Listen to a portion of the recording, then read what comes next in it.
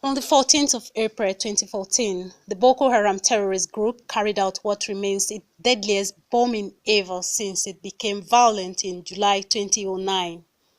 Innocent commuters were the target on that fateful day at the Nyanya Bus Park in the Federal Capital Territory Abuja. This is Thomas Edache, one of the survivors of the twin bombing. Though he is thankful for his life, the injuries he sustained are not as painful as the financial burden of footing the medical bills he has had to grapple with in the last 4 years, undergoing a series of surgeries that he is yet to fully recover. When it happened at Wuse Hospital, we were told that all blood blast victims are to be treated free, good enough. That occurred. But after that, as I told you, we were hurriedly discharged because of the doctor looming strike that time. So we are now, in fact, when I went back, I have a receipt to show you. I have to pay for whatever I got, at every attention I got from the hospital, I have to pay it. Because it's like I have a shift in my waist. And since that time, I've been managing it with drug. And in fact, we are on our own. In 2014, authorities of the FCT Administration promised to foot the medical bills of the victims, but they were left to their own fate as soon as they were discharged from the hospitals. Today, no official of the FCT Administration is willing to comment on the matter. The former request by AIT for an interview with the Secretary of the Health and Human Services Secretariat, Amanda Pan, was not honored as at the time of filing this report. We protest many times.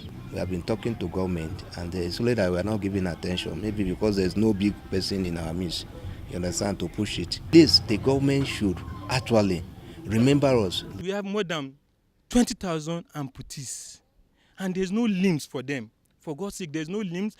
Some people lost their source of livelihood. Then how do you expect them to cope with life? There's somebody carrying nail in our spinal cord up to now. We have cornea injured. Kayode Olatunji is the chairman of Bomb Blast Victims Association of Nigeria. He was a youth corps member when he survived the blast at the Suleja INEC office in neighboring Niger State on April 8, 2011. He shares a similar experience with the Nyanya bomb blast victim, Thomas Edache, but in his own case, he is still to undergo 4 more surgical operations. It is not a good experience.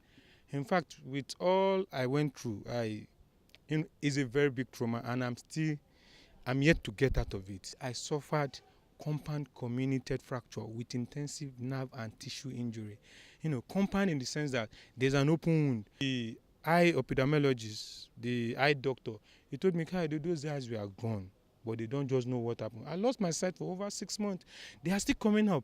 I have cornea injury here. This one is cornea injured. This one has been contacted, and now contaminated cataract on this one. So, cataract and sun, they don't go together. I can't see under the sun. With Boko Haram blowing up more bombs, the number of victims continues to grow every day. Some of them, however, lost the battle to live because they lack the money to fund their treatment. Unfortunately, nobody listens to the bomb blast survivors or their plight, even though they fell victims because the Nigerian state failed to protect them from the Boko Haram terrorists.